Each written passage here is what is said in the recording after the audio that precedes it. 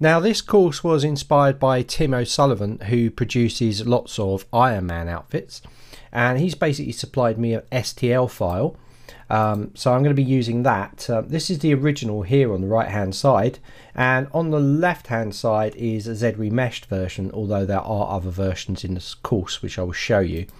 So I did a kind of model breakdown. What was actually required is this is the actual STL file, and all the areas in red we really don't need, or we actually need this area, but we don't need this area at the back, and we don't need the boot, and we need to split this out into two, and also to create some extra geometry going underneath the knee part of the lower leg as well. Actually, we actually use that lower leg and build it into the top of the leg. So I'll show you that in a second. Let me just flick up some of Tim's work, because it's pretty amazing. So have a look at that, and he's actually working on CP30 at the moment, so it's looking cool from what I've seen, but it's just the leg parts he's asking if there's a better method and stuff. He's already doing a good job, but he just wants to see if there's any other methods that he can use in his workflow so that it speeds up and makes the work more accurate. So Tim's work's been featured on 3dprint.com as well as a few other sites, and you can see the sort of stuff he's producing here.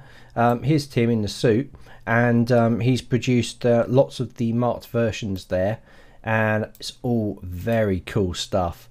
So this is a finished one here from the 3D print, and hopefully I'll get an interview with him as well. I might add that as part of the course.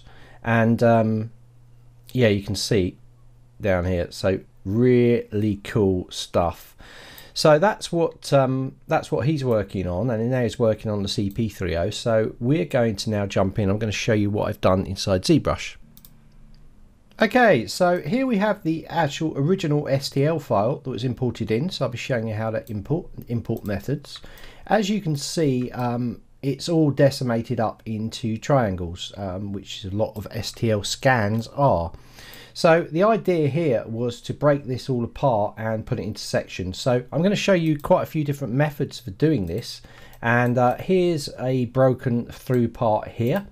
Here's a core for that. Actually, you should see it with the live boolean on. There we go.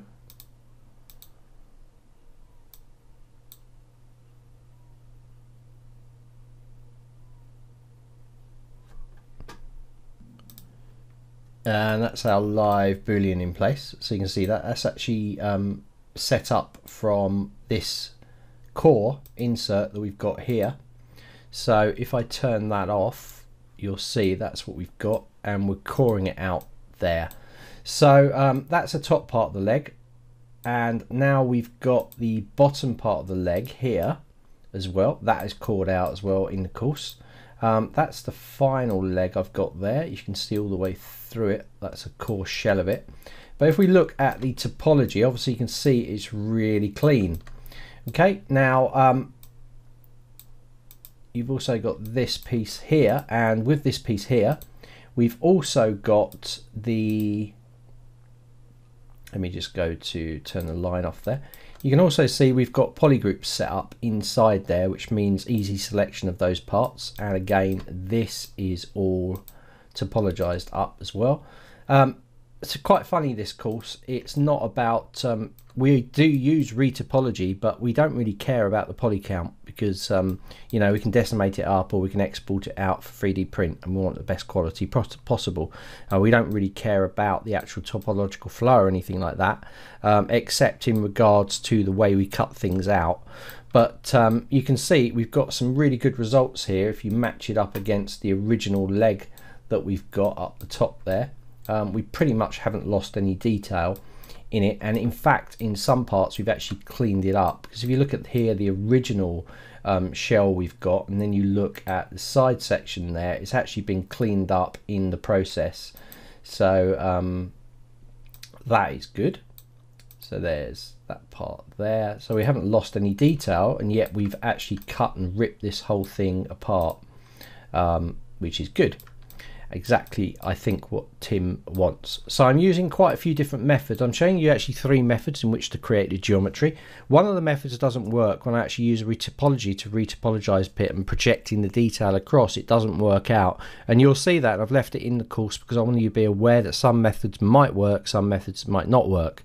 Now I've finished this course as far as for now, because I'm working on some other projects, but I'm going to be adding to this course because I want to do a complete rebuild on this from scratch, actually using some of the hard features, hard surface features inside of ZBrush to do that as a bit of a bonus. So I'm going to be adding that in the next few weeks, or in a month at the latest.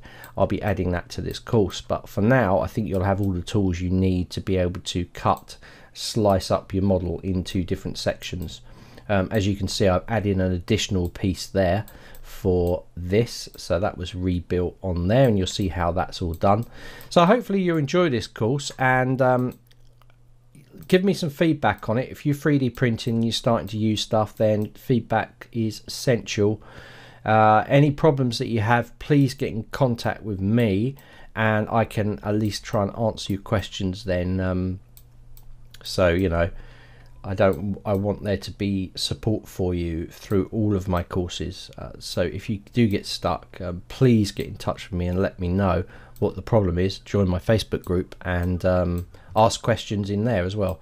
So I'll see you in the course, and yeah, it's quite a sideline, this one, because I'm actually driving a course directly from a student, which is very good, and I'm actually doing that on another course as well. Another guy asked me if I could do a gun for him, all in ZBrush. So I've done a course on hard surface modeling, model of the motorbike, and I'll be doing a smaller course on how to create a gun inside of ZBrush as well, and probably be taking that out and converting it to a games version as well. So I've got a lot to do this year, but this course, again, inspired by Tim, so thank you for that, and hopefully he and you guys get a lot of benefit from this course.